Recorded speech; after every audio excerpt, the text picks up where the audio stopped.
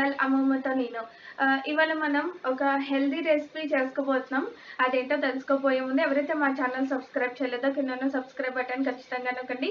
దాని పక్కన ఉన్న బెల్ సింబల్ నొక్కితే మేము చేసే కొత్త వీడియో నోటిఫికేషన్స్ అన్నీ మీకు వస్తాయి. ఈ వీడియో కనుక మీకు నచ్చితే లైక్ చేయండి, షేర్ చేయండి, కమెంట్ చేయండి. హెల్తీ రెసిపీ అంటున్నాను ఏంటనుకుంటున్నారా? ఇవాళ మనం కజ్జికాయలు చేసుకోబోతున్నాము. అది కూడా మౌల్డ్ లేకుండా, అంటే కజ్జికాయలకు ఒక చెక్క లాంటిది ఉంటుంది కదా షేప్ రావడానికి, అది లేకుండా మనం ఈజీగా చేసుకోబోతున్నాం. నెక్స్ట్ ఇది పిల్లలకి చాలా మంచి స్నాక్గా హెల్ప్ అవుతుంది. వాళ్ళని ఎంగేజ్ చేయడానికి కూడా బాగుంటుంది. వాళ్ళకి పని కనుక లేకపోతే మన అల్లరి పెడుతూ ఉంటారు కదా, సో ఇలాంటి ఒత్తి ఇలాగా మనము ఫోల్డ్ చేయమని చెప్పడము అలాంటి వాళ్ళకి చాలా ఇంట్రెస్టింగ్గా ఉంటుంది చేయడానికి. చాలా ఎంజాయ్ కూడా చేస్తారు. ఇంకా హెల్దీ విషయానికి వస్తే మనం లోపల ఒక మంచి హెల్దీ స్టఫింగ్ చేసుకోబోతున్నాము. అది మీరు రెసిపీలో చూసేయండి. డీప్ ఫ్రై అయితే మాత్రం తప్పదు, అది పక్కన పెడితే ఇది ఒక మంచి రెసిపీ. ఒక తక్కువ స్వీట్తో హెల్దీగా టేస్టీగా చాలా బాగుంటుంది. చాలా తొందరగా కూడా అయిపోతుంది. ఎవరికైనా ఇవ్వాలన్నా, ఇంటికి వచ్చిన వాళ్ళకి స్నాక్గా పెట్టాలన్నా కూడా చాలా బాగుంటుంది. సో అదేంటో ట్రై చేసేద్దాం. సో ఇక్కడ మనం కజ్జికాయలకి పిండి కలుపుకుంటున్నాము. దానికి నేను 2 కప్స్ మైదా పిండి తీసుకుంటున్నాను. ఇప్పుడు ఇందులో ఒక చెంచా మేము బొంబాయి రవ్వ కూడా వేసుకుంటున్నాము. అది వేసుకోవడం వల్ల కొంచెం క్రిస్పీనెస్ అన్నది వస్తుంది. కలుపుకున్నాము. దీన్ని ఒక 10 మినిట్స్ రెస్ట్ ఇద్దాము. ఈ లోపల మనం లోపల స్టఫింగ్ని ప్రిపేర్ చేసేసుకుందాం. ఇలా గోల్డెన్ బ్రౌన్ కలర్ వచ్చేదాకా నువ్వులు వేయించుకోవాలి. మంచి వాసన కూడా వస్తుంది. ఇంకా ఫ్లేమ్ ఆఫ్ చేసేసుకుని మనము పల్లీలు కూడా ఇదే విధంగా వేయించుకోవాలి, గోల్డెన్ బ్రౌన్ కలర్ వచ్చేదాకా.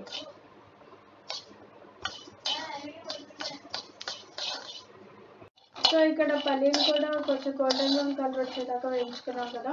ఇప్పుడు ఇది కూడా పక్కన పెట్టుకుని చల్లారించుకున్నాము. చల్లారిన తర్వాత వాటి పొట్టు కూడా తీసేయాలి.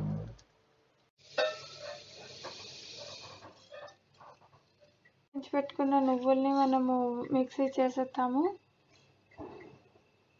మనము మిక్సీ చేసుకున్నాము ఈ నువ్వుల్ని. ఇప్పుడు దీన్ని ఒక దాంట్లోకి తీసేసుకుందాం.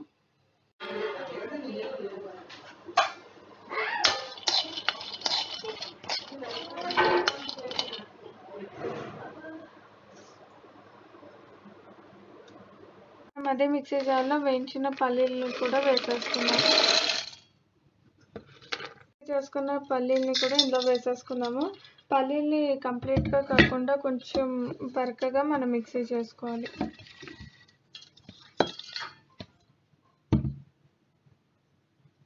సో పిండి ఇలాగా బాగా నానింది కదా. ఇప్పుడు మనం కజ్జికాయలకి దీన్ని ఒత్తుకుందాం. ఇలాగా చిన్న బాల్గా చేసుకున్నాం కదా, దాన్ని ఇలా ఒత్తుకుందాము. మనం మౌల్డ్ లేకుండా చేసుకుంటున్నాము. అందరికీ మౌల్డ్ ఉండదు కదా, సో అలాంటి వాళ్ళకి హెల్ప్ అయ్యేటట్టు. ఇప్పుడు దాన్ని ఒక రౌండ్ కట్టర్తో ఇలా కట్ చేసేసుకున్నాం. ఇలా ఎడ్జ్గా మిగిలిపోయిన పిండిని మనం బాల్ చేసి మళ్ళీ వాడుకోవచ్చు. ఇప్పుడు దీంట్లో మనం ముందుగా ప్రిపేర్ చేసుకున్న స్టఫింగ్ని ఒక చెంచా వేసుకుందాం మధ్యలో. ఇంకా దీని చుట్టూరు కొంచెం వాటర్ అప్లై చేసుకుందాం. హాఫ్ పార్ట్ నీళ్ళు అప్లై చేసుకున్నాం కదా. ఇప్పుడు దీన్ని ఇలా ఫోల్డ్ చేసి కొంచెం ఇలా ప్రెస్ చేసుకుందాము. ఇప్పుడు నెక్స్ట్ మనం ఫోర్క్తో దీన్ని డిజైన్గా ఇలా నొక్కుకుందాం.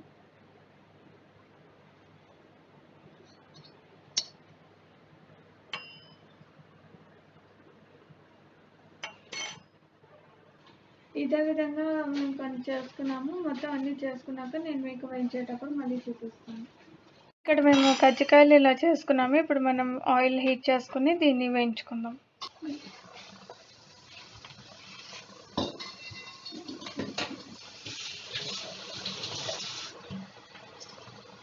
మేము మీడియం ఫ్లేమ్లో వేయించుకుంటున్నాము. ఇది గోల్డెన్ బ్రౌన్ కలర్ వచ్చేదాకా వేయించుకోవాలి. ఇలా గోల్డెన్ బ్రౌన్ కలర్ వచ్చింది కదా, ఇప్పుడు మనం తీసేసుకుందాం. ఇదే విధంగా అన్నీ వేయించుకుని లాస్ట్ మీకు మళ్ళీ చూపిస్తాను. కజ్జికాయలు అనేవి రెడీ అయిపోయి చూడండి ఎంత క్రిస్పీగా ఉందో. దీన్ని ఒక 8 కంటైనర్లో పెట్టి స్టోర్ చేసుకోవడమే. చూసారు కదండి ఎంత సింపుల్గా చేసుకున్నామో. పిండి కలుపుకొని ఈ లోపల మనం స్టఫింగ్ రెడీ చేసేసుకుంటే జస్ట్ మనకి 15 మినిట్స్ లోపే కజ్జికాయలు అనేవి రెడీ అయిపోతాయి. చాలా ఈజీగా ఉంటుంది. ఇంకా చాలా ఎంజాయ్ కూడా చేస్తూ ఉంటాము. అదే 2-3 కనుక చేసుకుంటే మంచిగా ముచ్చట్లు పెట్టుకుంటూ మనం ఎంజాయ్ చేసేయచ్చు. ఇదే అండి మన కజ్జికాయలు.